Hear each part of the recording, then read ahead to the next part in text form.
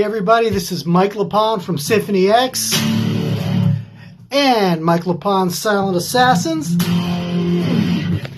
and this is SAGAS. What's going on, everybody? This is Corbin, the Serpentine Skipwith, and I'm here with a very special guest. If you'd like to introduce yourself. Well, hello everybody. I'm Michael, best from Dahl, previous singer of Artillery, and currently just simply doing a lot of other stuff. Recording studio projects and so on. So I'm definitely not gone away. I'm just not the singer of Artillery. So that's me. Yeah. Yes. Wow. Thank you again. Because for listeners who may not be well versed in the old episodes of SAGAS, you were here once before.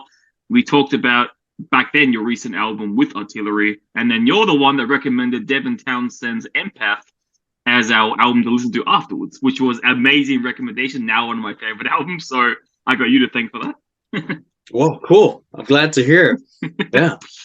Yes. So I got you on because it's pretty obvious to everyone who listens to SAGAS. I've been gone for a month. I got sick, and then other stuff came up. So this is the first one in a month, and I thought, especially due to recent changes with your schedule, I figured why not have you back, a refreshing new episode to talk about an album of your choice, which we have decided is, if you'd like to introduce that. Yes, we have decided on Seventh Son of a Seventh Son by Iron Maiden, which is a very important album to me. It came out in 1988, and I bought it when it came out. So I was like 8 or 9 years old at that time. So it blew my mind, and it has ever since. I mean, I'm still listening to that album. Still thinks it's an amazing album. So yeah. So starting off with me, so it's no surprise. I mean, I'm not sure how much to talk about Iron Maiden, but it should be no surprise to people who know me personally.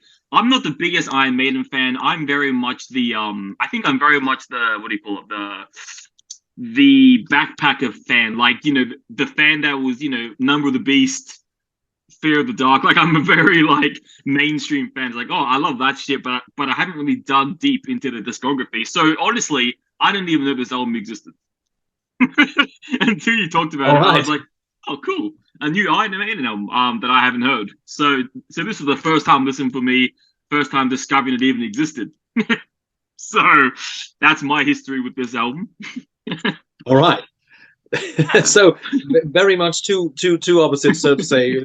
It's like I have worshipped this album since it came out since 88, and this is all. But I think that's an interesting perspective. I think that's maybe the best way to go about it. Yes. So first of all, obviously we'll start with you because you're the knowledgeable one on this. Why this album, and why not go for something? Because I imagine most Iron Maiden fans would want to talk about Number of the Beast or Fear of the Dark, because I grew up on that album too. So why not one of those two albums? Why this one specifically? Well, I think that to me, and I'm not going to go into the whole debate about which album is the best Iron Maiden album or anything like that, because I think that's, when you're back home sitting with your mates, you might want to do that, but I don't want to do it in a public setting, because that's not really, it's not really a good thing to do. But to me, then, this is my personal opinions about this, is that Seventh Son to me is like the pinnacle of what Iron Maiden ever have recorded. And the reason why I say that is because it's the last album with Adrian Smith as it is, until he rejoined, of course, later on the Brave New World record. And it seems like that the band has been on a constant touring schedule. It's like album touring, and on, and there's something about this album that just screams that this is like, oh, they are at the top of their game. They're very, very tight. They are inspired. I mean, there are only 8 songs on the album, and still it feels like this. It is this monumental album. I like the sound on it because it has this very special sound as well. And it's the most aggressive Iron Maiden album, in my opinion, also.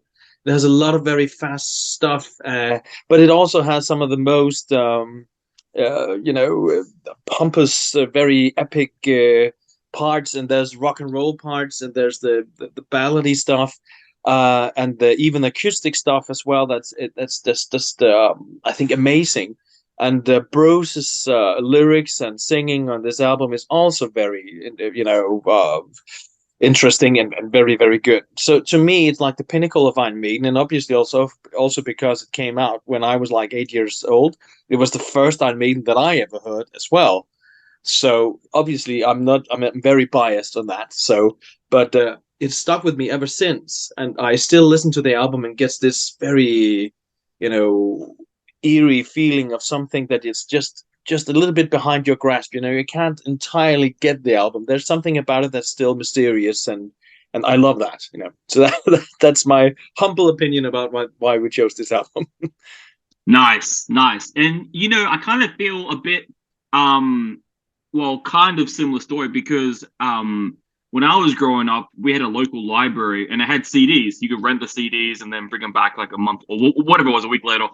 And when I was a teenager in the early 2000s, mid 2000s, I used that as a platform to discover new music from CDs.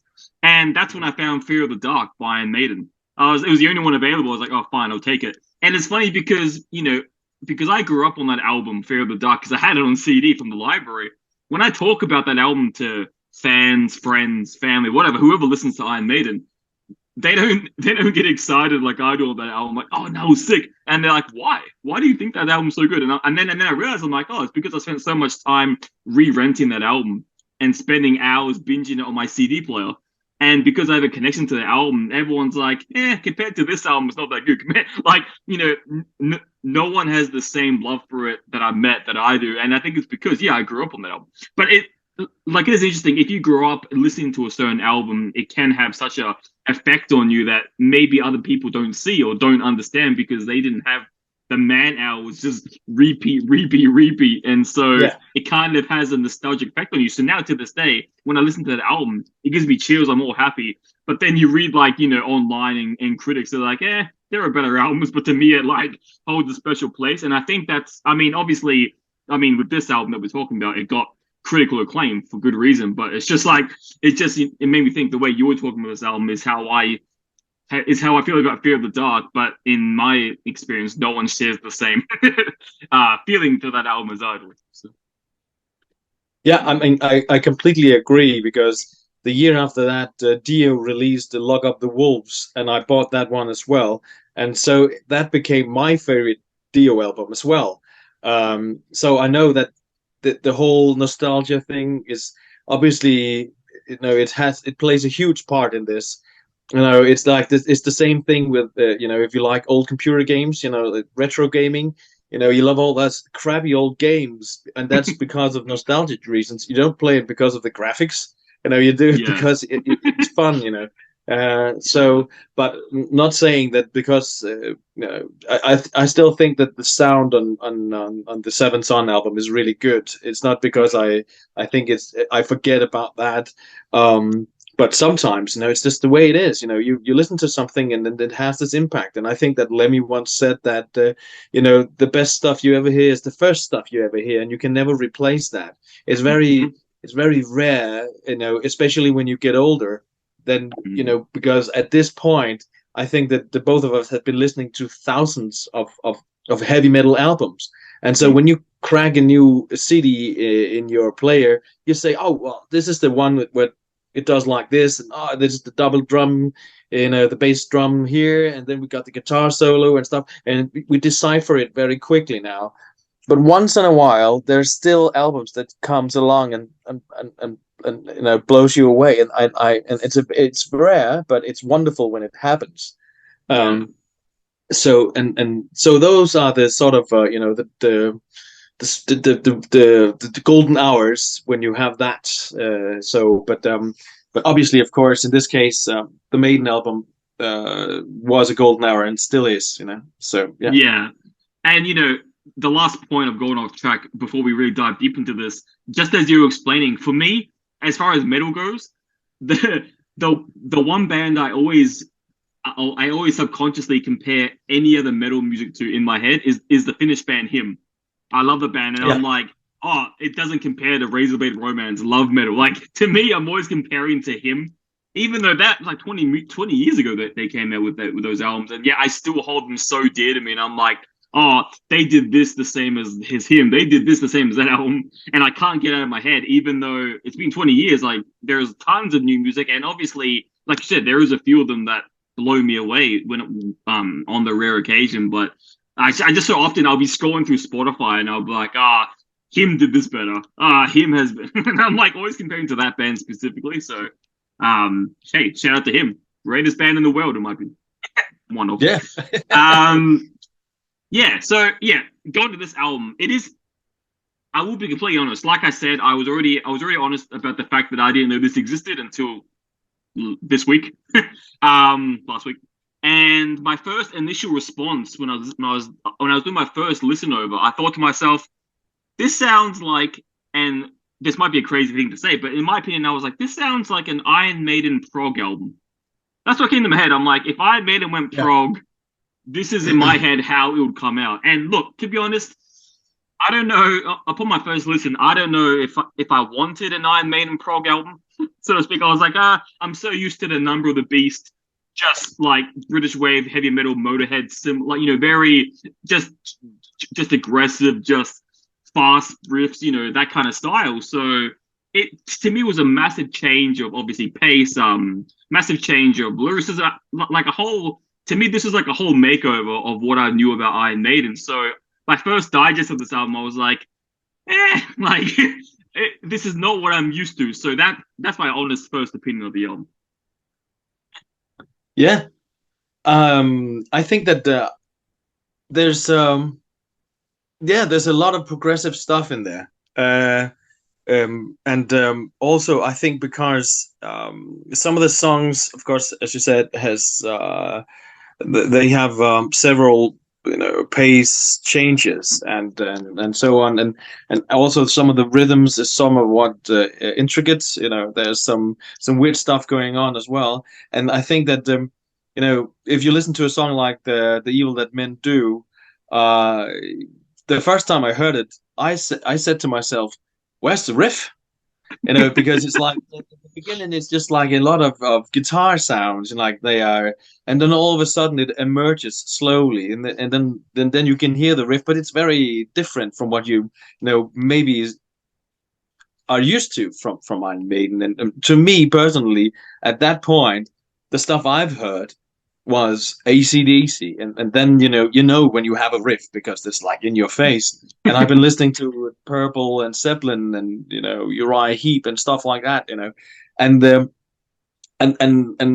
Deep Purple probably, and some parts of Zeppelin were probably the most progressive stuff that I've ever heard. So I compared it with that, but it, you know, it was far more aggressive, and it had a lot more you know, the themes on it. And I mean, of course, I spent a lot of time looking at the cover. The first time I heard it, it was on a cassette, so I was like using, you know, a microscope almost to find all the details in there. And later on, I got it in a CD version. But still, the imagery of you know, Eddie as this strange being in this ice cold environment with his heart in his hand, or it might be his soul, because it's like all of a sudden it's like a hand and a face on this thing that he holds in his left hand. All that combined with the hearing stuff that you don't quite understand gives me this you know, strange and very rare feeling of something that is just, you know, very unique. Yeah. So, but of course, yeah, it's a maker of Iron Maiden. I agree on that, because it changed a lot, but I think they started out with Somewhere in Time with that. You know, there was something changing with Somewhere in Time, but they went full on with the seventh song, I think. Yeah. And when you think about it, because it came out in 1988, and you know, you think about the albums that came out just a few years prior, 1986. 1986 was considered like the golden age of like thrash metal, because all the Rain and Blood, Ride Lightning, was that the same year? Yeah, like all those albums. Similar time, Megadeth came out with their one, whatever that was called. No, that was 1990. But there was a lot of albums that came out in that time period. Like, prior to the 1990s, the birth of the 90s, and for this album to come out in 1988, and for the band to kind of reestablish themselves or completely go into a whole different direction, like a whole spectacular new direction just before the start of the 90s. It's a pretty bold move, I would have to say, for the band. Yes, I mean, I think that what happened around 88 shows us that some of these older bands like Black Sabbath and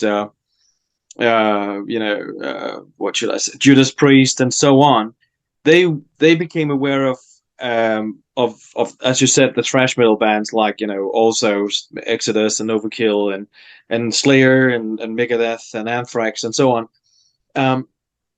And they released, as you said, their monumental albums in '86, like Rain and Blood and Master of Puppets, and it was Peace Cells Who's Buying, and Among the Living was very close by as well. So I think that what they realized was that Iron Maiden, I think that they shouldn't try to copy that. It was no longer a competition about being the fastest or the most aggressive band, because the new guys in town owned that. So what they had to do was to manifest themselves with the powers they had, and that was to be epic and having more, adventurous compositions at hand. And Black Sabbath released the Headless Cross and so on around that time as well. So it showed that these bands were sort of searching for another platform or another way to express themselves. So I think that that explains a lot, and it must have been a little bit scary. I know that that years later it seemed like a minor thing, because obviously Maiden and metal is very big in '88, and all of a sudden with the emergence of grunge, then the shit really hit the fan. But but the whole thrash metal movement was a game changer, I think, for the older bands, because they needed to do something else. Yeah. There was you don't really notice until you look back in time, especially me, because I was born in '94 and I didn't start absorbing music till early 2000s, and that was the new metal era back then. That's when I started listening to music. But it is really interesting if you go back and then you read the information, you read just and find out what albums changed. Like it's a whole amazing music encyclopedia to just research and like I said, even for me to find out this album existed and then to place that in its time era, it's pretty crazy. And like another thing interesting when you research about, because obviously it's a concept album, but it's interesting because like you can read, when you read through all the documentation about this album, it sounds like it's like fucking Bruce's revival lyrically. He's like he's getting excited again to write and to make a concept album, which is pretty cool. It's like not only was this a groundbreaking change of pace for the band, but also for Bruce, which I think is an important thing to remember when you look back at it. I agree, because if we read the books about what happened around that time, or look back on some of the, articles and so on and interviews, it was quite obvious that Bruce needed something different. And the idea of having a solo career, I think, was slightly brewing. And as far as I recall, some of the acoustic stuff on the Prophecy, the song, was actually taken from another song that he has been writing with Adrian. I think it's a rumor probably, but the whole idea of going completely acoustic and doing something that's completely different appealed to him at that time. So yeah, I think that the ability to write other stuff and concept stuff and trying out this more having a longer story to sort of encompass with the songs, I think that was something that he enjoyed, obviously. I think, so I agree with you. And the more I think about this album, the more I listen to it, the more I ponder this album. And this could obviously just be a stretch, obviously, because I'm not the most diehard Iron Maiden fan, but this kind of sounds like the prequel. If you look at it in the album's perspective, this almost, to me, sounds like the prequel to their latest album, The Samurai. Isn't that what it's called? their latest effort, which a lot of people complain about, saying it's too long, the tracks are too long, is very, again, prog elemented. A lot of people I've talked to who are diehard Maiden fans, they can't stand the new or the most recent album called The Samurai or something, if I'm correct. Because apparently it was too long, too many tracks. They're all long tracks. And you know, the more I dive into this album, the more I'm thinking, oh, the influences they crafted on here, maybe they were trying to, you know, catch lightning in the bottle twice with their latest effort, and maybe that's where they were. I mean, you know, I'm not sure. I only heard the album once, and I didn't think much of it, the new one. But yeah, like, there are similar elements, I think, when I think about that album and I think about this album. It sounds, yeah, kind of similar. Yeah, I think that perhaps that when they released Brave New World, it was a statement, and they were back, all of them, three guitarists, and they were firing on all cylinders again. And the Dance of Death follow-up was sort of solidifying that. And then I think that they wanted it to I think that if you ask them, they would say, well, we're writing and recording albums that we just want to, you know, do. We are not trying to go back and make a second Number of the Beast or a second anything. It's just going to be what we want to do. I think that's a good thing. I mean, of course, you might, you know, sometimes. I mean, I have been to some of the shows where they played the entire album. You know, I think they played the whole A Matter of Life and Death album in its entirety. And to me, I totally get if people say, "Oh, well, I want to hear the old stuff and all the sing-along stuff." But at the same time, I think that if you look at it in a bigger perspective, I think that you know, if you want to do something and make yourself still relevant, you have to keep on pushing that, you know, new material as well. But I think, and this is just a theory of mine, is that a lot of these old big bands, they have like a 10-year period where they have where they make the songs that they are, you know, most successful with, and where they are like it becomes their trademark. You know, if you look at Judas Priest, I know that they are releasing very important albums prior to British Steel, but I know, not trying to say anything, but if you have British Steel up until Painkiller, you know, those are the 10 years of Judas Priest where they are like untouchable in their own game, at least. And if you look at Iron Maiden, the Number of the Beast up until Fear of the Dark, and if you look at the Motorhead, perhaps, and although it's maybe not as clear with the Motorhead, but you got like from the first album and up until 87, something like that. And on and on. I mean, it's just a stupid theory of mine, but you know, it's sometimes it's like 10 years does something specific for a band, and then that's where they very often are stuck in people's mind. If you're not a completely dedicated fan, of course, because then you won't agree on life. Yeah. You know, my opinion is, and in my opinion, this just makes sense to me at least, you know, and I've talked with a bunch of friends about it. It's like, when you first start off as a band, you know, the first couple of years, whether that be the first to 5 to 10 years, whatever it is, that's when you have the hunger and the emotion. If you're, you know, it's a cliche thing, I think, but if you're Metallica now, making hundreds of millions of dollars a year, you don't have that emotion. Like, you don't have to struggle. Like, the emotions that come from struggling, from trying to make it, that kind of raw emotion, you know, that you hear in like early punk albums, like Black Flag. If you listen to that band, like their early, you know, fucking Henry Rollins, he doesn't have that anymore. He's set up. Like, why would he? You know, you wouldn't be hungry when you're already full. So it's like back then. I feel like if you are a band that does lose their emotion, their hunger, because of course you're going to if you make it big. The only logical thing to me is to start experimenting and being creative, because you don't have the hunger anymore. So it's like, well, without that hunger, how can I continue to make amazing albums? And I guess the only way forward with that, unless you somehow get your hunger back, is to make like albums like this, The Seventh Son, because it's a creative landmark. It's a creative step forward that, although maybe fans would prefer the Number of the Beast style, maybe they made that when they were hungry, when they were struggling to make it, and you just can't replicate that emotion when you're a millionaire. No, I think that's right. That's also why I think Lemmy said that in order to be a good band, the band has to be discontent to some degree. You have to have that. You want to work yourself out of this situation that you are in, and the only answer is making music, right? So, but I think that's true, and I think also that's why that you shouldn't strive to replicate anything you've done in the past, because you're a different place right now.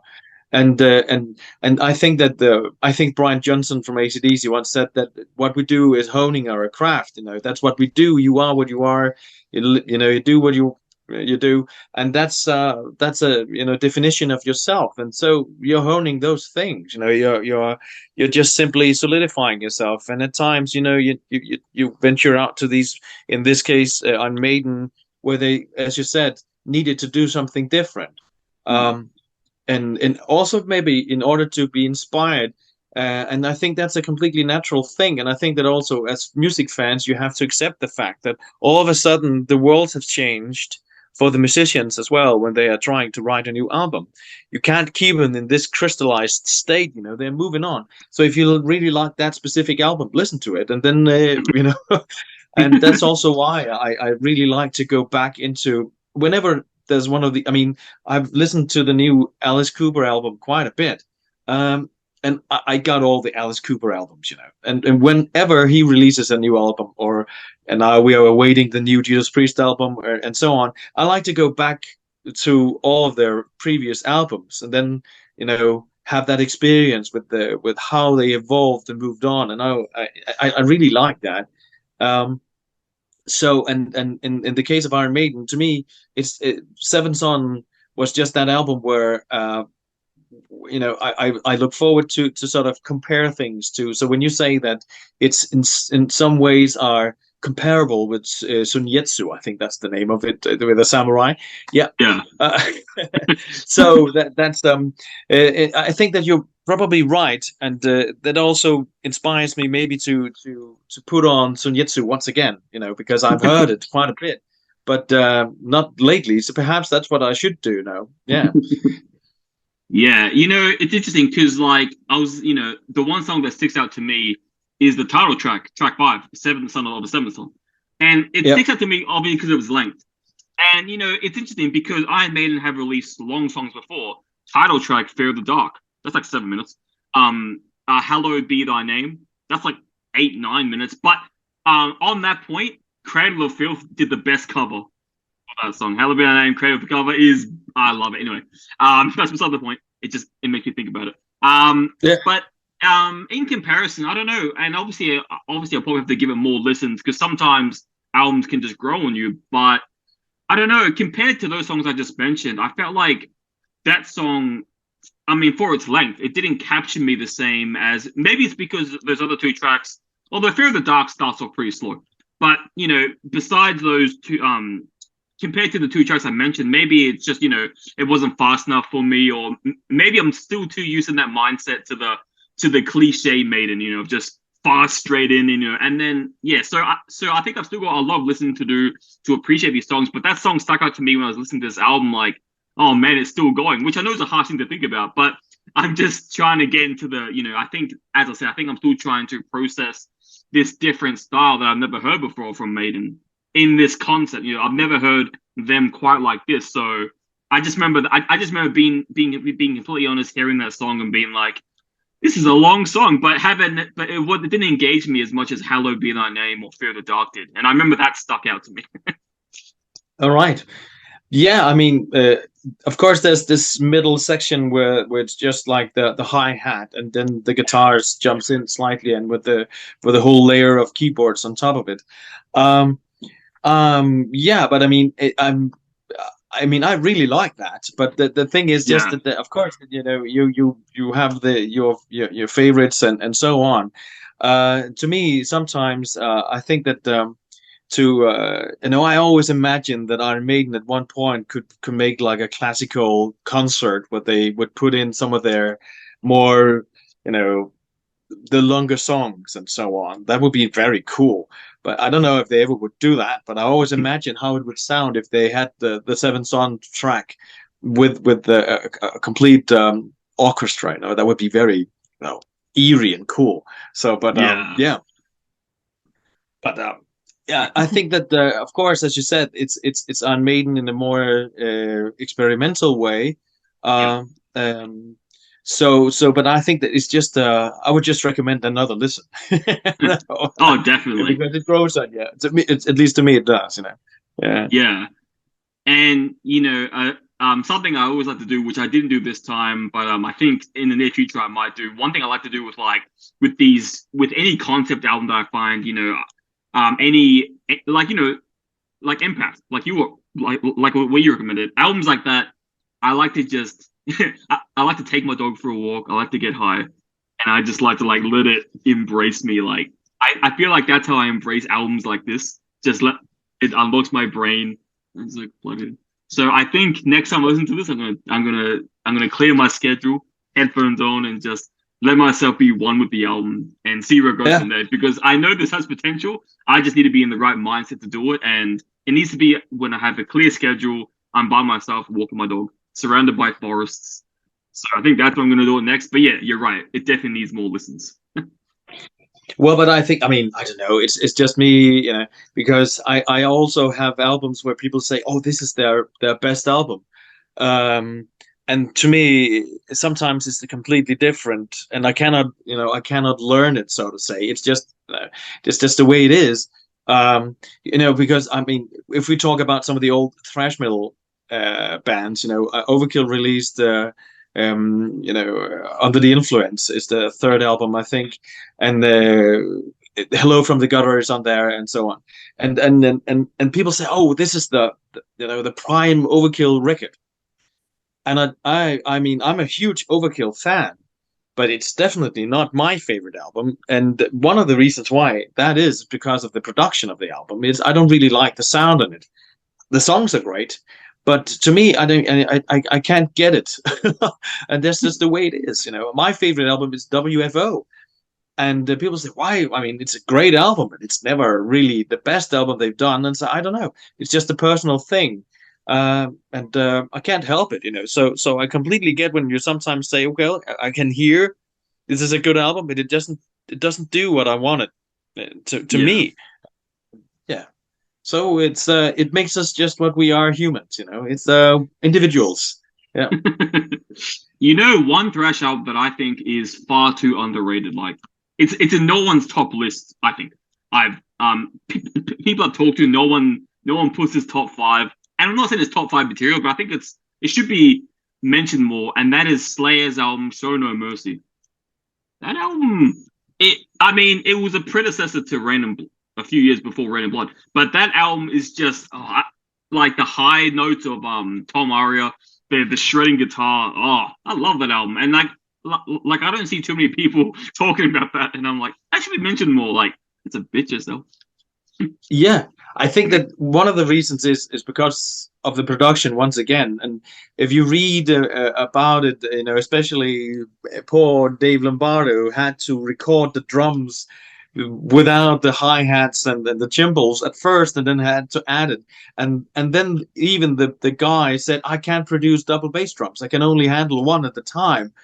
And it's like, all right, so if you imagine how the album would have sounded with the Rick Rubin production on it, it could have been a monumental debut album. Yeah.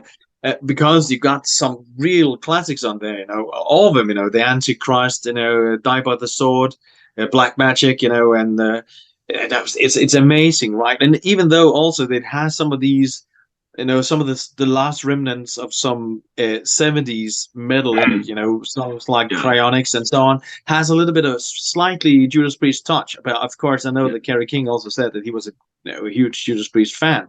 So that was obviously a reason to that. But I completely agree that some albums is overlooked, and I don't know why that is. That's just the way it is. Yeah. So that's Nah, I'm glad. It's so cool to talk. One of my favorite things is talking to someone who has a different perspective, or who can open your eyes to a different perspective, a fresh perspective like you had for this album. So it's always the best, because you don't want two people talking about this, having the same opinion, because then it's just two people talking the same. So it's always good to have two different minds, and that's why I think yeah, that's why I think this episode is sick, because we got two different opinions coming together to a mutual respect of this album's sick. Here's the different reasons why. Here's what I found about it. Here's what you found about it, and it just comes together.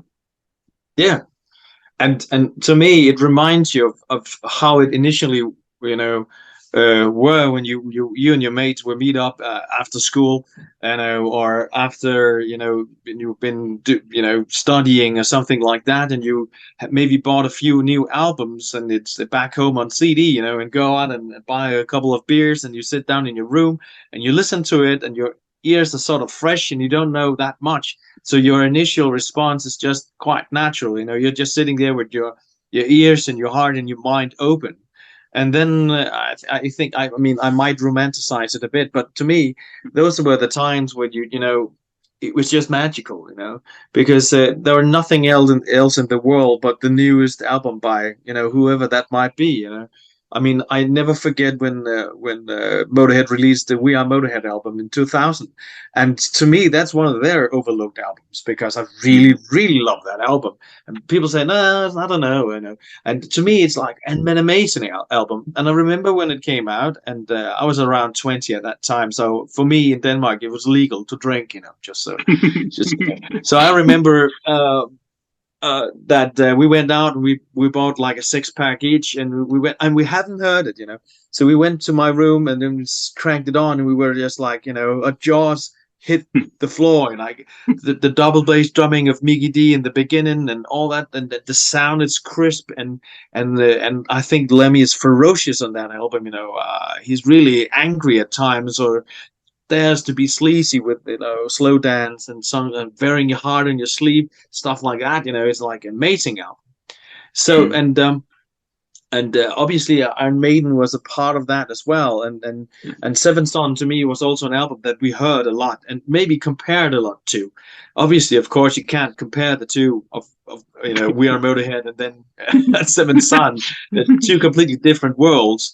But still, it was like statement records as far as I'm concerned, So yeah, but yeah, it is what in many ways what music should be. It's just this completely natural thing that you just enjoy if you are lucky enough to forget about everything else, because sometimes it all goes into the whole. Oh, I've heard faster double bass drumming, or I have heard a crazier sweeping solo, or whatever, and it's not really about that. It's not a competition, unless of course it's about writing the best song, then I'm not opposed to it, but and still though, it just should be the band being what a band is. That's a couple of guys cranking out some hard-hitting tunes, and makes you smile, yeah exactly. Now I'm so glad.